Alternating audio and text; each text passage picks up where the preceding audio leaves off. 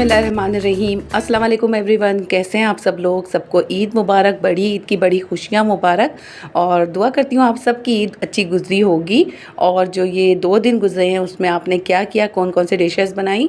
कलेजी तो almost must है सबके घर में पकना, नमकीन गोश्त, पुलाव वगैरह और बोटियाँ, बारबेक्यू, क्या क्या आप लोगों ने बनाया तो ज़रूर बताइएगा। और मैंने भी आज अपनी छोटी सी रूटीन शेयर करी है, तो पूरी व्लॉग वॉच करके जाइएगा। और व्लॉग देखने के लिए अगर आप चैनल पर नए हैं तो प्लीज़ चैनल को सब्सक्राइब कर लें और लाइक का बटन भी दबा दिएगा। तो यहाँ पे ना रात को मैंने मेहंदी लगवा ली थी और ये फजर ही हो गई थी, क्योंकि मेहंदी जो है ना अब आ रही हैं अर्जेंट। तो इसीलिए फिर मैंने सोचा कि मैं अपने पहले काम निपटा लूँ, उसके बाद जो है ना मेहंदी लगा के और फिर बस ये है कि सोना ही है फजर की नमाज़ पढ़ के। और ये शहीर साहब ने भी मेहंदी लगवाई थी। जब भी हम मेहंदी लगवाते हैं तो ये अपने चुन्नू मुन्नू से हाथ ज़रूर लेकर आते हैं। तो मैंने शीप्स बना दिया था, और शीप पे जो है आप हंसीएगा नहीं, बस जैसी भी मेरी ड्राइंग है। और दूसरा ये कि दूसरे पे मैंने ईद मुबारक लिख दिया था, जो कि उल्टा नज़र आ रहा है दोनों हाथों पे। और ये यशा ने इतनी प्यारी सी मेहंदी लगाई थी ना, मीनू के और मीना के भी बहुत अच्छा सा कलर आए थे। और ये दोनों भूत जो हैं वो जाग रहे थे हमारे यहाँ, और ग्रिल से जो है वो गाय कटने के इंतज़ार में थे।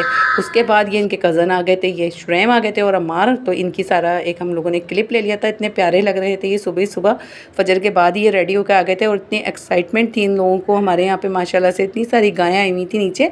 और मेरे हस्बैंड ने जो है वो नेक्स्ट डे हम लोगों ने इस कुर्बानी में हिस्सा लिया था। तो उसका क्लिप आपसे नेक्स्ट वीडियो में शेयर करूँगी कि हम लोगों ने किस तरह से कैसे हिस्सा लिया था और क्या क्या किया था। खैर वो तो बात की बात है।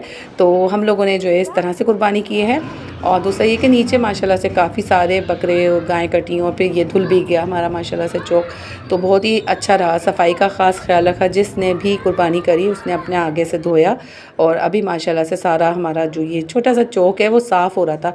तो ऐसे ही होना चाहिए कि अपनी ज़िम्मेदारी से जो है ना आप कुर्बानी के जानवर को ज़िबा करें, क्योंकि वहाँ इर्द गिर्द और भी घर होते हैं, आना जाना होता है, बाइक्स होती हैं। और अक्सर तो मैंने देखा नीचे से बाइक से जो लाइन बन रही होती है ब्लड की, और प्लाजा वगैरह के अंदर खूब ब्लड के जो है वो पेयर आ रहे होते हैं। तो ऐसे ही होता है कि एक बंदे की गफलत से जो है ना सारी आवाम परेशान होती है। तो यहाँ पे गोश्त आना भी शुरू हो गया था एज़ यूजुअल। और ये बहुत अच्छे अच्छे सी जगहों से जो है ना पैकेट्स आ गए थे। और ये देखें माशाल्लाह से ये रबीब के दोस्त के यहाँ से आया था, हसनैन के घर से। बहुत ज़बरदस्त गोश्त था ये। तो बस मैंने भी साफ़ करके ना गोश्त साफ़ सी बोटियाँ निकालनी थी, और सबसे पहले मैंने इसे पकाने के लिए रख दिया था। पहले तो मैंने इसको बॉईल कर लिया था, उसके बाद जो है वो इसको साफ़ करके पहले तो मैंने रख दिया था ताकि इसका जो ब्लड है वो ड्रेन हो जाए अच्छे से। और सिरके के पानी में इसको डिप कर दिया था। उसके बाद भी मैंने इसको जो है ना स्टैंडर पर रख दिया था ताकि इसका जितना भी ब्लड है बकाया वो चला जाए। हरी मिर्च, अदरक उसको मैं अलहदा से क्रश कर लूँगी, मोटा मोटा सा थोड़ा पीस लूँगी। और दूसरा ये कि प्याज को उसके अंदर तलना होता है। बिहारी बोटी का मसाले का मैंने पैकेट निकाला है, जो कि मैं बहुत ज़्यादा एक्साइटेड थी कि मैं इसको बनाऊं। और बहुत मज़े की लगती हैं ये बोटियाँ। मैंने रेस्टोरेंट में खाई थी तो बहुत ही मज़े की बनी हुई थी वहाँ की ना। तो वैसा टेस्ट तो बिल्कुल भी रेस्टोरेंट जैसा तो नहीं आता, लेकिन माशाल्लाह इस कंपैरिजन रेस्टोरेंट तो 80% मैं पहुँच गई थी उस फ्लेवर की तरफ। तो माशाल्लाह से बहुत मज़े की बनी थी हैं। आप भी बनाइएगा, ट्राई की। बोटियों को साफ़ करके वो फिर मैंने छोटे छोटे से क्यूब्स काट लिए थे, और 2 अदद प्याज लेनी थी, उनको ब्राउन करके ना क्रश कर लिया था। यहाँ पे आधी प्याली दही जाएगा, बिहारी बोटी मसाला जाएगा, 2.5 टेबल स्पून के करीब ही जाएगा तकरीबन।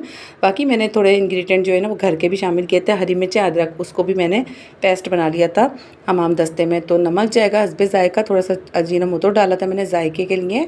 और ये तली हुई प्याज जो है ना बिल्कुल क्रिस्पी बनानी है आपने, तो उसको जो है बिल्कुल क्रश करके डालना है, और इससे टेस्ट बहुत ज़बरदस्त आता है। तो सारा मसाला जो है ना बिहारी बोटी का वो तो है शान के बिहारी मसाला, जो कबाब मसाला होता है, जो कि तिक्का बोटी मसाला होता है ना, बहुत ज़बरदस्त होता है इसका बिहारी मसाला।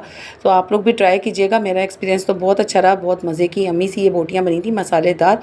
और यकीन करें कि अगर इसकी मैं ग्रेवी कर देती ना तो ये रोटियों से, नान से बहुत अच्छी सी बन के खाई जाती हैं। और मेरे हस्बैंड ने तो नान से ही खाई थी। तो यहाँ पर लहसुन पाउडर डाल दूँगी मैं 1 टीस्पून भर के, और थोड़ा सा और डालूँगी ताकि ये कि जो है ना फ्लेवर जो है, जो अदरक और हरी मिर्चें डाली हैं वो बैलेंस में आ जाएँ दोनों मिलके। उसके बाद नमक हस्बे ज़ायका चला जाएगा। दूसरा फिर ये कि मैंने घर के इंग्रेडिएंट भी डाले हैं, थोड़ी सी पिसी लाल मिर्च डाली थी और थोड़ी सी हल्दी डाली थी।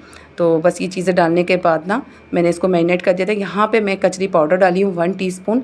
इससे जो है ना हमारा गोश्त जो है वो ऐसा बन जाएगा जैसे गलावटी कबाब नहीं होते हैं। अच्छा, आप लोग जब भी गलावटी कबाब भी बनाए ना, यानी कि कच्चे कीमे के कबाब भी अक्सर जो बना रहे होते हैं, और अक्सर ये होता है कि कीमा हमारा सॉफ्ट नहीं बन रहा होता, तो उसके अंदर भी कच्चे पपीते का पेस्ट, या फिर अगर नहीं होना तो ये बहुत आसानी से अवेलेबल हो जाता है कचरी पाउडर। ठीक है, तो उसको ज़रूर लेकर आया करें बकरा ईद के दिनों में। गोश्त जो होता है बाज़ जगह का बीफ का जो गोश्त होता है ना वो बहुत ज़्यादा हार्ड आ जाता है, तो गलती नहीं है बोटियाँ। तो मैं तो तकरीबन सारे ही गोश्त की मैरिनेशन के अंदर मैं ज़रूर डालती हूँ बकरा ईद के गोश्त में, उससे टेंडर जूसी और नरम सी बोटियाँ बनती हैं। तो ये जो है ना अब चला जाएगा 4 घंटे के लिए फ्रिज में, उसके बाद हम मिलते हैं इस 4 घंटे के बाद इसको मैरिनेट करने के बाद। तो फिर इसको रेडी करेंगे और कैसी बनती है इसकी लुक तो ये बता दूँगी मैं। इस बीच जो है एक जगह से और आ गया था गोश्त, ये बिल्कुल बराबर में मेरे हिरा रहती हैं, ये उनके घर से आया था, साफ़ सुथरा सा ये भी काऊ का गोश्त था, बहुत अच्छा गोश्त था, यानी कि साफ़ सुथरा सा इनकी काऊ का गोश्त और पिंक पिंक सा गोश्त था। छोटी सी बच्चियाँ इन लोगों ने जो है ना वो काटी थी, ये देखें माशाल्लाह से बिल्कुल भी चिकनाई चर्बी हड्डियाँ नहीं थी, बहुत अच्छा सा ये गोश्त आ गया था। और बस यही है रौनक, देखें बकरा ईद की जिसके यहाँ कुर्बानी होती है, जिसके यहाँ नहीं होती है, अल्लाह ताला वहाँ भी बरकत दे देते हैं।